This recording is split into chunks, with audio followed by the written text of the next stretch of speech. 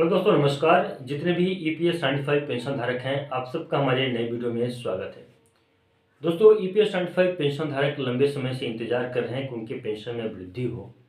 ताकि वो उनका जो जीवन अस्त व्यस्त है, जो ईपीएस 95 पेंशन धारक हैं,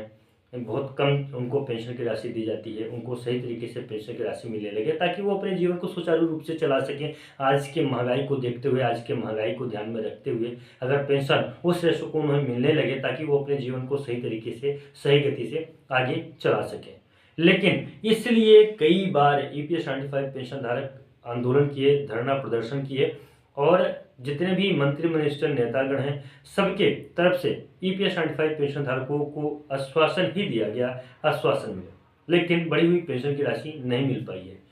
तो अब माननीय सुप्रीम कोर्ट में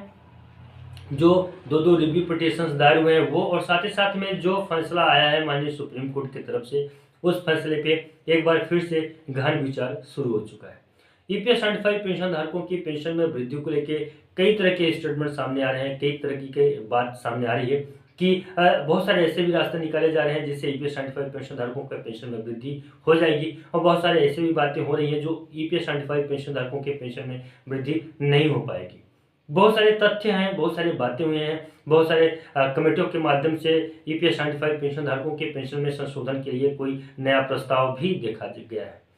लोकसभा, राज्यसभा में भी कई बार इन बातों को, इन मुद्दों को उठाया गया कि ईपीएस 95 पेंशन धारक जो तो काफ़ी दिनों से लाभान्वित नहीं हुए हैं और परिश्रम बहुत दिनों से कर रहे हैं कि उनके पेंशन में वृद्धि हो, लेकिन फिर भी अभी तक, आज तक ईपीएस 95 पेंशन धारकों की पेंशन में वृद्धि नहीं हुई है। ट्विटर हैंडल पे देखेंगे, फेसबुक अकाउंट पे देखेंगे, और कई जगह पर बात करेंगे तो ईपीएस 95 पेंशन धारकों के मुद्दे तो दिखाए जाएंगे, लेकिन ईपीएस 95 पेंशनर्स के मुद्दे पे किसी भी प्रकार का ठोस एक्शन नहीं लिया गया है। इसके पीछे का प्रमुख वजह, कारण जो भी हो, ईपीएस 95 पेंशन धारक पेंशन से लाभान्वित होंगे या नहीं होंगे, कुल मिला के बात यह है कि ईपीएस 95 पेंशन धारक होंगे भी तो किस प्रकार से होंगे।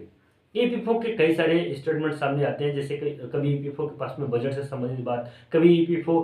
बस करने वाला होता है, कभी ईपीएफओ के फार्मूले से संबंधित, कभी ईपीएफओ का कुछ न कुछ मतलब ऐसा सामने आता है जो ईपीएस 95 पेंशन धारकों की पेंशन में वृद्धि को लेकर कहीं न कहीं पे किसी न किसी प्रकार से रुकावट उत्पन्न करता है।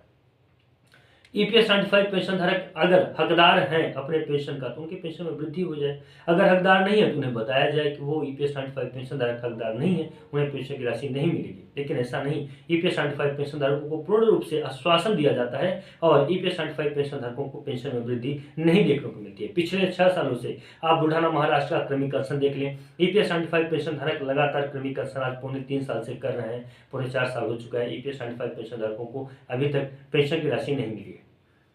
कोई आश्वासन नहीं मिला है। माननीय श्रम एवं रोजगार मंत्रालय की तरफ से ईपीएस 95 पेंशन धारकों को पूर्ण रूप से सपोर्ट और समर्थन करने की बात की जा रही है, लेकिन पेंशन की राशि नहीं मिली है। अब मैं आपको बता दूं कि ये लोकसभा में 22 तारीख को, जो गुरुवार के दिन, जो ईपीएस 95 पेंशन धारकों के लिए एक स्टेटमेंट, जो प्रश्न पूछे गए थे,